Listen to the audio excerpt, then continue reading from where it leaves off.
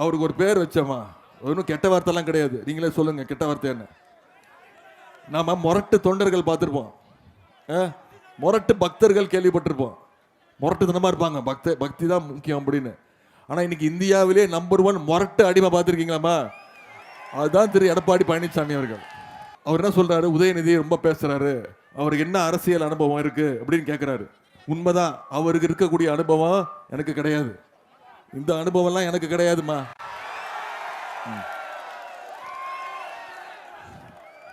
இது கார்பெட் இல்லம்மா, ஒரு ஆள் படுத்திருக்கிறாரு. யாருக்காகவும் பதவிக்காக ஆசைப்பட்டு யார் காலிலையும் விழுந்த அனுபவம் எனக்கு கிடையாது. சுயமரியாதையோடு என்னைக்கும் மக்களோடு மக்களா நிற்கிற அனுபவம் தான் எனக்கு இருக்கு. முதல்ல அந்த அம்மா ஜெயலலிதா அம்மா காலில் விழுந்தாங்க, டைரக்டா போயிட்டா. அதுக்கப்புறம் அந்த அம்மா இறந்தோடனே இந்த அம்மா சசிகலா அம்மா காலில் விழுந்தாரு. அந்த அம்மா ஜெயிலுக்கு போயிட்டாங்க. அதுக்கப்புறம் டிடிவி காலில் விழுந்தாரு. அப்புறம் அவர் காலை வாரி விட்டுட்டு ஓபிஎஸ் காலில் விழுந்தாரு. ஓபிஎஸ் இப்போ நம்ம டீமுக்கு வந்துட்டாரு.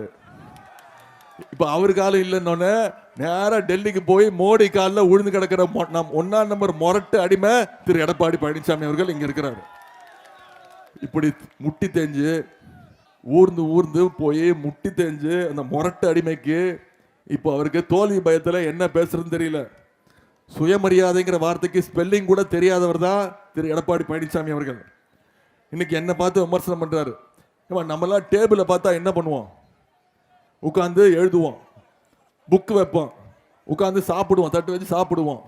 ஆனால் ஒருத்தர் டேபிளை பார்த்தாலே நான் உள்ளதான் பூந்து போவேன்னு அடம் பிடிக்கிற ஒருத்தர் தான் தவழ்ந்து தான் போவேன்னு ஒருத்தர் இருக்கிறார். அவர் தான் திரு எடப்பாடி பழனிசாமி. அது எப்படி தவழ்ந்து போவார் தெரியுமா? எதிர்க்க இருக்கவங்களாம் பயந்து ஓடுற அளவுக்கு தவழ்ந்து போவார். டேபிளை பார்த்தா விட மாட்டார்.